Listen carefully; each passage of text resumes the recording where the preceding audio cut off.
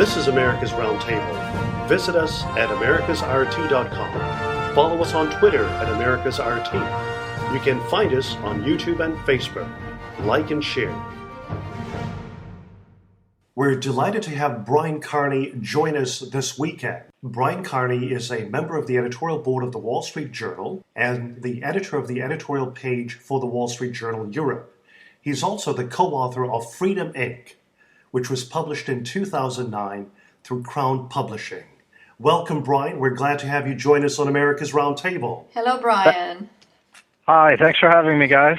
Well, this has certainly been an interesting week for European Union member state citizens, and Reuters reported that Europe has cleared more obstacles on the road to containing its sovereign debt crisis and stabilizing the Eurozone. And Brian, you've covered these issues in greater detail. For our listeners in the U.S. who realize that our two economies are interconnected through the transatlantic economy and are following the events on the other side of the pond, recently they've noticed the word Eurozone collapse, which has surfaced.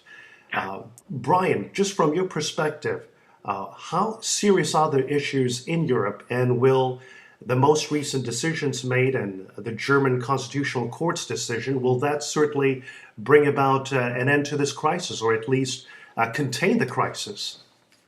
Well, it certainly prevents it from getting a lot worse very soon. And what the German Constitutional Court ruled was that Germany was allowed to continue with the bailouts that have been part of the response to this crisis since 2010. There was a suit brought against the German government that claimed that the bailouts for other member states was unconstitutional under the German Constitution, and the court rejected that challenge to the bailouts. But that said, I don't think the bailouts by themselves are really going to solve the problems that Europe faces. And so while they've avoided an imminent crisis over the withdrawal of the bailouts are not going to get Europe out of the woods. I don't think that they address the problems that Europe faces right now. What would you state as main causes and remedies for current Europe's problems? Basic problem is that European governments have been spending too much for too long, and they've been borrowing that money because they're unwilling or unable to collect enough taxes to pay for that spending by themselves. And the financial markets have lost patience, basically lending money to some of these European countries. In particular, of course, and first it was Greece and then Ireland and Portugal, but they also now are facing challenges in Spain and to a lesser extent in Italy. The bailouts are designed to allow these countries to borrow a certain amount of money to get them over the hump, as it were, so in the hopes that market confidence will be restored. But what these countries really need is they need profound economic reforms to get back on their feet. And the question is whether there is the political will and the political courage to push through reforms to the European welfare state that they need to fundamentally get their economies on a sounder footing. Do you think that the fiscal pact as a mechanism that would allow the Eurozone members and the European Commission to have a greater say in the budgetary process of other countries, do you think that would be effective? The fiscal pact is interesting, right? Because it points in the right direction. It tries to get these countries to have more fiscal discipline, to get their deficits down and their spending down, and to have more oversight of their spending decisions.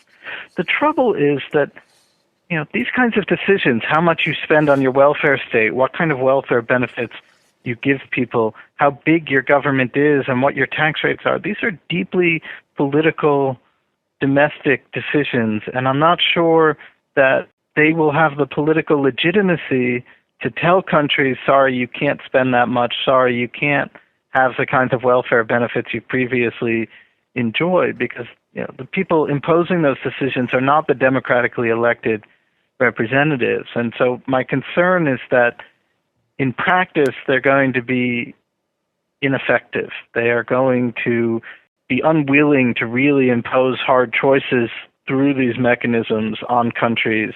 And if they try to, that countries, take a country like France or Italy for that matter, I can't see them taking orders from Brussels or Berlin about the size of their state or the composition of their welfare programs. So I think that the fiscal pact is not enough by itself to solve the problem economically, or it's too much politically. It's in a funny position, but I can't see it solving things at the present time because I can't see people being willing to give up that much sovereignty to, basically a technocratic mechanism in Brussels. You're right to mention about the concerns of having Brussels begin to prescribe a certain remedy for various countries having challenges at the local level. And there have been some concerns raised over the years in regard to, for example, Brussels' interest in tax harmonization rather than tax competition. We've seen, for example, in post-communist economies in Eastern Europe, whereby tax reforms certainly helped augment other reforms. Estonia was the first nation in Eastern Europe to implement the flat tax for Marktlar, and we saw a number of countries do so. So there is a concern, perhaps, that Brussels may look at some of these new packages and new initiatives to perhaps exert a sense of authority on areas such as tax policy. What are your thoughts about that? I agree. I think that this is the other piece of the fiscal pact that is gives cause for worry, and it's that, as you say, tax competition has actually been quite good for Europe. And while we don't know exactly how the fiscal pact will be implemented fully when it comes fully online or how restrictive they're going to be, there are definitely forces in Europe that would prefer not to have quite as much tax competition. And you can see, for example, in the case of Ireland, countries like France have been trying for years to get Ireland to raise its corporate income tax, which is just 12.5%. It's been a big source of investment and growth and prosperity for Ireland. The French don't like it. They call it social dumping. They say that the Irish are being unfair and that the competition is unjust. And one of the dangers is that if we harmonize policy too much under this fiscal pact, that we eliminate the tax competition that has led to growth in a lot of the peripheral countries that are doing better. I mean, these days when people talk about the periphery of the Eurozone, they really mean the countries that are in trouble. But there's another periphery, right? There are countries like Estonia that have done very well and that have relatively small government. Estonia has no debt. They have low tax rates, as low as Europe will allow. They had to raise a bunch of taxes to come into the EU. That's right. That competition could go away. We don't know how it's going to be enforced, but we know that there are political pressures to get countries to harmonize, and that usually means harmonizing upward. And I would hate to see a country like Ireland or Estonia be forced to raise its taxes to come into compliance with a diktat from Brussels. And I think there's a real danger that as time goes on, we'll have more uniform policies, less competition, and as a result, higher taxes across the board.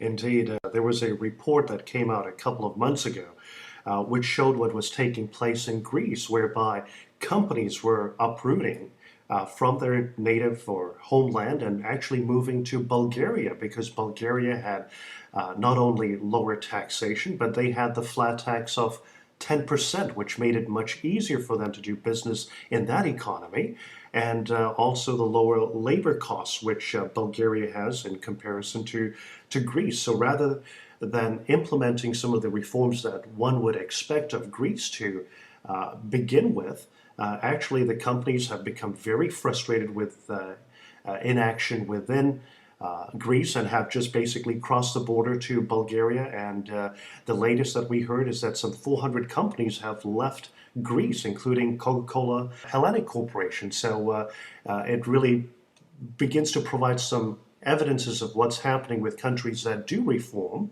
and others that stall reforms. Right, and obviously it's very difficult in Greece and perhaps particularly if you're a Greek politician, to see this sort of thing happening and not make some kind of call to stop it from happening. But this is the kind of free trade that really ought to be the essence of the European Union, right? Mm-hmm. The European Union is founded on the ideals of free movement of people and goods and services and capital. So we don't want to restrict those things, and there's no real movement right now in most countries to restrict that free movement. But what some of the political forces would like to see instead is to reduce the desirability of moving those things around by making everybody more similar. And certainly we don't want to converge on a model like Greece. Greece desperately needs supply-side economic reforms. It needs lower taxes and a freer labor market. It needs to be able to compete with its neighbors and its fellow EU countries more effectively than it is right now. We don't want the solution to the Eurozone crisis to be one that makes that less necessary. We don't want to inflict pain, obviously, on Greece or the Greek people, but nor do we want to export that pain to other places simply because Greece is being outcompeted by its neighbors. Right, and then when we think about the tax competition, it becomes actually the real not only, but one of the major leverages to compete within the Eurozone for those countries that have the currencies practically overvalued. So they need to find other ways of making their goods more competitive for exports in the EU. Right, and that's one of the ideas behind the euro itself, right? It's that for years within the European Union, you had this free trade zone, but you had floating currencies. And so periodically a country like Greece or a country like Italy or Spain would find themselves in a difficult spot. They had borrowed too much, or their labor costs had gotten too high because the unions had driven up the cost of labor. And so they get out of it by devaluing their currency and beggaring their neighbors, and then proceed to build up the same imbalances again. And one of the ideas behind the euro was to stop that, to say, okay, we have to compete on a level playing field in terms of our currencies. And what happened actually was that some countries took that seriously, and in the first decade of the euro in Germany, for example, average wages only went up by about 8%. In Italy, they went up by more than 20%. In Greece, they went up by more than 30%. So if you want to know why Greece is having trouble competing now, it's because they allowed wages to run away from them, and they didn't impose discipline, and they, in a way, whether they did it consciously or not, they were kind of banking on somebody at the end of the day bailing them out in the way that they used to when they could devalue. And only now is the lesson coming home that option is not available. And one of the reasons why this crisis has dragged on for more than 2 years now is because a lot of people are looking back at that history and saying, well, that's what they've always done. What's to stop them from doing it again, even if it now means leaving the currency zone and creating a great deal of mess and uncertainty in the process? When I heard the fiscal pact, I would welcome actually some other kind of compliance, and I would like to hear your thoughts about it. Actually, compliance in successful tax collection, practically enforced tax collection, improved tax collection, which is so typical. It's a problem of the countries in the South, because we see that mostly the crises that erupted were at the countries of Italy, Spain, starting with Greece, actually, Greece, Italy, Spain, and spreading again in non-EU countries in the South. How can we expect from, with the bailout funds? Actually, we have two mechanisms now. We have European Stability Mechanism, and we also, the European Central Bank outlined plans to supplement the European Stability Mechanism with unlimited bond purchases of its own. So we have actually two certainly bailout funds availabilities without having this mechanism of looking for compliance in tax collection. And what would your thoughts be, how we can improve on that, how we can work on establishing the rule of law and establishing independent judiciaries in a sense that would combat corruption within the tax collection and in other areas as well, because I remember reading the first reports coming from Greece that actually pointed to corruption as a major cause and problems that initially Greece went through. It's definitely a problem in certain Southern European countries in particular. I think that part of the solution to the problem of ineffective or corrupt tax collection is to have lower tax rates in the first place. I think that these countries have very high tax rates, both because their state sectors are so large and because the non-compliance is so great. But if you had lower tax rates, it would be easier to convince people to comply with the tax regime in the first place. It's quite difficult, I think, for the Europeans at the European level to enforce efficient tax collection on a place like Italy or Greece, because it involves very granular interference with the functions of the state, and it goes to questions of law enforcement and so on. I think that you might be able to make some progress, and you might be able to teach them some best practices, or otherwise to tweak the thing. But I think the biggest thing that they could do in a place like Italy to encourage more efficient tax collection is a simpler, more efficient tax system with fewer loopholes and lower rates. It's interesting, Brian, that right after the German Constitutional Court came out or rendered its decision, and certainly in the months to come, we'll be hearing more in detail about some of the qualifications. The Chancellor Merkel stated to Germany's citizens by saying, "It is a good day for Germany and a good day for Europe." How should we basically interpret what Merkel is stating to European Union member state citizens? Is this going to certainly help Europe on the long run, or do they still need to address some of the more structural issues affecting Eurozone countries? Well, again, I think that, they avoided an immediate firestorm over the status of the bailout funds, but I still don't think that the bailout funds fundamentally are going to solve the problems that face Europe. I have no doubt that Merkel was relieved to have dodged that bullet, but the reforms are still, in the end, what are going to determine whether the euro lives or dies, and not the money coming out of Berlin for loans to countries in trouble. And I think it would be a mistake to get too complacent in response to the decision and say, oh, well, now the crisis is over. We've still got a very difficult situation in Greece. The economy remains terrible. Unemployment continues to climb. It's missing all of the targets that have been set for it with regard to the bailouts, and in all likelihood, Europe will sign off on another tranche of money for them in the next few weeks. But that doesn't mean that Greece is getting any better or shows any signs of getting better anytime soon. I think this thing may flare up again sooner than a lot of people expect. Do you think that not having a bailout mechanisms would eventually pressure the countries to reform? I mean, how would you see that alternative? I mean, how would you see it developing?